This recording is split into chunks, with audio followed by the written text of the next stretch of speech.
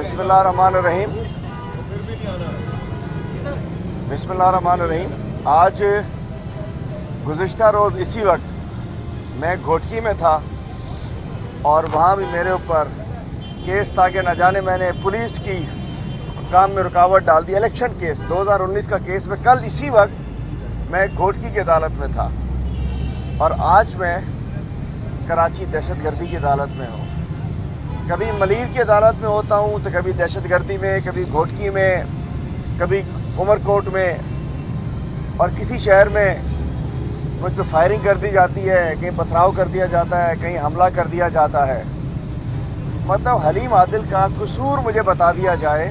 मैं सिंध के अवाम से कह रहा हूँ, पाकिस्तान के अवाम से कह रहा हूँ कि मेरा कसूर बताया जाए कि मेरा कसूर सिर्फ़ ये है कि मैं सिंध हुकूमत की करप्शन को मैं नाकाम करता हूँ। कल मैं घोटकी की अदालत में, मलीर की अदालतों के मैं चक्कर लगा रहा हूँ, दहशतगर्द मैं बन गया हूँ, हमले मुझ पे हो रहे हैं। हलीम आदिल का कसूर क्या है?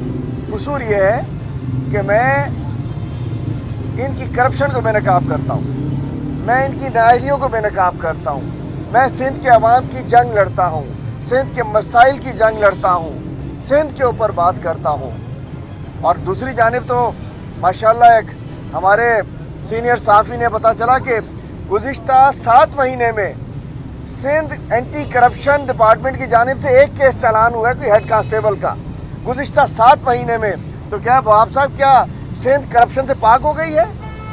मतलब सिंध एंटी करप्शन ने एक केस चालान किया है कोई हेड कांस्टेबल साहब का है और उसके अलावा लगता है सिंध में कोई करप्शन नहीं है, चूँकि ये सिंध का एंटी करप्शन के लिए बना हुआ है। तो बात यह कि मैं आज भी यहाँ हाई कोर्ट में पेश हुआ हूँ। हमारे वकला साहिबान अभी तफसील उसकी बताएंगे। 30 तारीख की फिर तारीख मिल गई है। हमने कहा दहशतगर्दी का केस बनता नहीं है। ये दहशतगर्दी कहाँ से हो गई? दहशतगर्दों को पकड़ते नहीं हैं। और ये जो माशी दहशतगर्द हैं, मेरी जंग सिंध के माशी दहशतगर्दों के ख़िलाफ़ है। मेरी जंग वो दहशतगर्द जिनकी वजह से गंदा पानी सिंध के लोग पी रहे हैं, स्लो पॉइजनिंग हो रही है, मैं उन दहशतगर्दों के ख़िलाफ़ हूँ। मैं उन दहशतगर्दों के ख़िलाफ़ हूँ जो कच्चे के डाकुओं को पक्के के डाकू के तौर पे सपोर्ट कर रहे हैं। मैं उन दहशतगर्दों के ख़िलाफ़ हूँ। मैं उन हुकूमती दहशतगर्दों के ख़िलाफ़ हूँ जो कुत्ते की वैक्सीन नहीं देते, जो एड्स की दवाई नहीं देते, जो स्कूलों में किताबें नहीं देते, हस्पतालों में दवाइयाँ नहीं देते। और आज वज़ीर आला साहब ने टीम तब्दील की, उमर बिलावल साहब ने अपनी टीम तब्दील की है। मैं कहता हूँ ये जितने रेलू कट्टे भर्ती कर लो, आखिरी बारी अब जरदारी। ये बारियां ले रहे हैं कि चलो तुम्हारी बारी भी ले लो, तुम भी बारी ले लो, तुम भी ज़रा मज़े ले लो। मुर्तज़ा वहाब तुम भी ज़रा खिलौने से खेल लो। कराची खिलौने के तौर पे दे दिया मुर्तज़ा वहाब को। इनका नारा था ना, अगली बारी अब जरदारी, आखिरी बारी अब जरदारी। फिनिश। माशाल्लाह, इन्ना लिल्लाहि व इन्ना इलैहि राजिऊन। पीपल्स पार्टी की सियासत सिंध में ख़त्म हो चुकी है और अब खेलने के लिए चलो आखिरी है, चलो जाते जाते तुम भी थोड़ी सी खेल लो, तुम भी खेल लो, तुम भी खेल लो, तुम भी खेल लो। ये वो होता है जब कोई मैच हार चुका होता है तो फिर टेस्ट किए जाते हैं आखिर लोग कि चलो यार मैच तो हार चुके हैं, चलो सबको ज़रा थोड़ा थोड़ा चांस मिल जाए। जिस अंदाज से इन्होंने कैबिनेट में तब्दीली की है, और मैंने वकला साहिबान से कहा है कि अदालत में जाइए, हम इंशाल्लाह चैलेंज करेंगे कि एक एक वज़ीर ने जो 4-4 ओहदे और 4-4 मिनिस्ट्रीज़ रखी हुई, 4-4 ऑफिस वो एंजॉय कर रहा है। मैं समझता हूँ कि आईनी तौर पे एक वज़ीर ज़्यादा ऑफिस होल्ड नहीं कर सकता है। उसके अलावा मुर्तज़ा वहाब साहब तो बिल्कुल नहीं कर सकते। आइन के आर्टिकल 270 तहत कल तक तो वो थे, वो तर्जुमान भी हैं, वो इन्वायरमेंट के मशीर भी थे, अब तो शायद वो चेंज हो गई है। कोस्टल डेवलपमेंट भी उनके पास रही है, कानून भी रहा है। सारे जितने भी मुर्तज़ा वहाब साहब की पर्सनैलिटी पे कोई हमें इशू नहीं है, मुर्तज़ा वहाब साहब की परफॉर्मेंस पे इशू है। आज जितने भी सिंध में गैर कानूनी काम होते हैं उसकी कानूनी सरपरस्ती मुर्तज़ा वहाब की मिनिस्ट्री करती है। जितनी लॉ मिनिस्ट्री से जो समरीज गुजरती हैं गैर कानूनी कामों के लिए, उनको कानूनी तहफ़्फ़ुज़ मुर्तज़ा वहाब साहब मुहैया करते हैं। जिस तरीके से बिलावल साहब एक पर्ची की पैदावार है, एक वसीयत की पैदावार है, मुर्तज़ा वहाब साहब विरासत की पैदावार है। मुर्तज़ा वहाब साहब ने क्या किया? एक बड़ी खातून थी, हम उनकी वालदा साहिबा एक बड़ी लीडर थी, हम उनकी कदर करते हैं। लेकिन मुर्तज़ा वहाब साहब सन कोटे पे आने वाला एक वो रिजेक्टेड शख्स जिसको कराची के अवाम ने रिजेक्ट कर दिया है, एक रिजेक्टेड शख्स जिसकी इमरान इस्माइल जमानत जब्त करा चुका है उसको कराची पे बिठा दिया गया है। चंद हज़ार वोट लेने वाला शख्स कराची का एडमिनिस्ट्रेटर बना दिया गया है। पीपल्स पार्टी कराची को खिलौना समझ रही है। कराची से पूरा सिंध चलता है, कराची शहर से पूरा मुल्क चलता है। और उसके बाद मैं समझता हूँ कि चूँकि जो कराची ट्रांसफॉर्मेशन प्लान PCIC बनी, 1100 अरब के पैकेजेस की बात हुई, प्रोजेक्ट्स की बात हुई, उसके अंदर मुर्तज़ा वहाब साहब की जिम्मेदारी थी। उसके अंदर उसमें तय किया गया था कि एडमिनिस्ट्रेटर ऑनेस्ट प्रोफेशनल ऑफिसर लगेगा कंसेंसस से या कंसल्टेशन से। ना कंसल्टेशन हुई, कंसेंसस तो हुआ ही नहीं, कंसल्टेशन भी नहीं हुई, ना कोई अफसर लगाया गया, एक सियासी अफसर लगा वो एडमिनिस्ट्रेटर लगा दिया गया। तो मैं समझता हूँ कि कराची ये दुश्मनी की गई है। वो जो 1100 अरब के प्रोजेक्ट्स थे जो कराची ट्रांसफॉर्मेशन प्लान रोकने की कोशिश की गई है, और कराची दुश्मनी को मैं सिंध दुश्मनी तस्वर करता हूँ और सिंध दुश्मनी पाकिस्तान दुश्मनी है। तो पीपल्स पार्टी इस शहर की तरक्की नहीं चाहती है। पीपल्स पार्टी जब हम काम करना चाहते हैं तो वो कहते हैं कि जी ये SIDCL जो है ये ईस्ट इंडिया कंपनी है।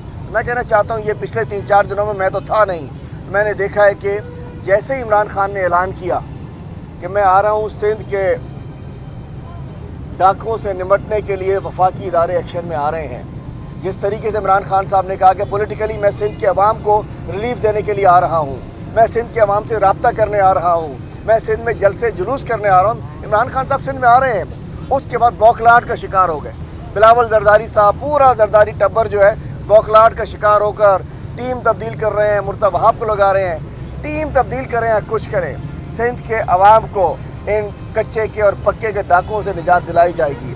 सिंध के अवाम को इन मनशियात फरोश पुलिस और मनशियात फरोश सियासतदान जो है उनसे निजात दिलाएगी। सिंध को मनशियात से निजात दिलाई जाएगी। आज मैं कहना चाहता हूँ कि ATC कोर्ट है, IG साहब की तस्वीर है, आज मैं शेयर करूँगा। एक वो शख्स जिसमें कई केसेस हैं, IG साहब ये PPIG उसके दफ्तर में जाके उससे मिल रहे हैं। IG साहब जिन पे पता नहीं बम धमाकों के केस ऐसे ऐसे लोगों के ऊपर, क्रिमिनल्स के साथ जाके वो उनको तसल्ली दिला रहे हैं, उनके साथ तस्वीरें बनवा रहे हैं। आज सिंध में वज़ीर आला सिंध के साथी MNA के भाई के पुलिस की गाड़ी से 70 किलो 67 kg मनीरपुर खास में SHO के घर से 4 अरब के छापा मंशियात मिल रही है। डाकू वीडियोस डाल रहे हैं, मोटरवे पे हमले हो रहे हैं, वज़ीर को धमकियां दी जा रही हैं, पुलिस को मार के APC पे डांस किया जा रहा है। मैं कहना चाहता हूँ सिंध के हालात बहुत ख़राब हैं, लेकिन तय कर लिया गया कि इंशाअल्लाह वफाकी हुकूमत अपना भरपूर किरदार अदा करेगी और सिंध के अवाम को रिलीफ प्रोवाइड करेगी। वहाँ पर टेक्निकल बता दें। बिस्मिल्लाहिर्रहमानिर्रहीम। आज हमारा केस था कापी सप्लाई करने के लिए, हम मुसलसल आ रहे हैं। अभी तक हमें 245 की कंप्लाइंस होती है कापी सप्लाई करें, वो नहीं हुई। और हमारी एप्लीकेशन भी पेंडिंग है 23 की कि भाई इस केस को ऑर्डरी कोर्ट में ट्रांसफ़र किया जाए, लेकिन ना उसकी सुनवाई हो रही है। आप देखिए प्रोसिक्यूशन कितनी सीरियस है केस चलाने में। ATC का केस तो बना दिया, लेकिन पिछली हम 8-10 डेटों से आ रहे हैं कि हमें ये जो केस बनाया इसकी आप कापी दें, अभी तक वो कापी भी नहीं मिली। और हमारी एप्लीकेशन इस वजह से रुकी हुई है कि वो हमें कापी मिले तो हम उसके ऊपर आर्ग्यूमेंट करें, उसको डिले टेक्स्ट किए जा रहे हैं। ATC का मतलब होता है 7 दिन में केस चला करके ख़त्म करो। जब तक कि आप लोग को ये मालूम है कब से आप भी आ रहे हैं, हम भी आ रहे हैं, तकरीबन 6 महीने होने वाले हैं, तो न केस चला है, न कापी सप्लाई होती है, न प्रोसिक्यूशन का कोई नुमाइंदा वहाँ पर मौजूद होता है। आते हैं, डेट ले जाते हैं। हम ये कोर्ट से तवक्का करते हैं कि इंसाफ के तकाजे पूरे करते हुए हमारी एप्लीकेशन डिसाइड करें। लेकिन अभी आपको भी मालूम होगा कि कैबिनेट डिवीज़न ने ये नोटिफिकेशन इशू करना है कि इस केस को वफाकी लेवल तक देख करके इसमें एक रिपोर्ट सबमिट करें। देखें, ये कोई ATC का केस तो बनता नहीं है। एक अपोजिशन लीडर अपना वोट कास्ट करने जाता है, उसमें स्टेट खुद वो जो कंप्लेनेंट बन करके उनके ऊपर जो है केस फाइल करती है कि ये टेररिस्ट है, कहीं से केस नहीं बनता। हमारी ये कोर्ट से उम्मीद है, तवक्का करते हैं कि इस केस को ऑर्डरी कोर्ट में ट्रांसफ़र किया जाएगा और 30 तारीख तक ये केस मुलतवी हुआ है। अभी ये जी कैबिनेट ने है कि केस चल नहीं रहा, इसी तरह के केसों में सजा होती है, असल केसों में सजा नहीं होती। नहीं, अगर हम ये कहते हैं कि इसको असली कोर्ट में भेजा जाए, असली कोर्ट में भेजा जाए, ऑर्डरी रेगुलर कोर्ट में जाके चलाया जाए। GIT जो है कैबिनेट ने फैसला किया था कि GIT बनाई जाए और इंशाअल्लाह अनकरीब वो GIT का नोटिफिकेशन हो जाएगा। और मैं समझता हूँ कि पुलिस तो चूँकि इनकी ग़ुलाम बन चुकी है, इनके घर की लौंडी बन चुकी है। जब JIT बनेगी तो मुझे उम्मीद है कि इंशाल्लाह इंसाफ होगा। शुक्रिया जी।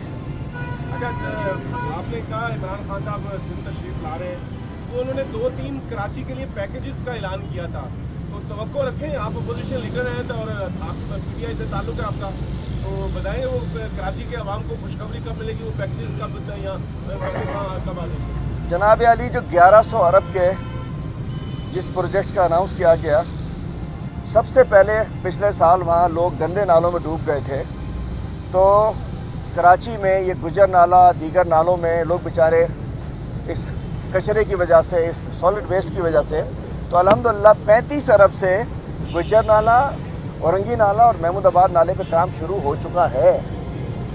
ग्रीन लाइन इस साल सितंबर में रोड पर नज़र आ रही है, फायर ब्रिगेड्स नज़र आ चुकी हैं, K4 वापडा के हवाले हो चुका है।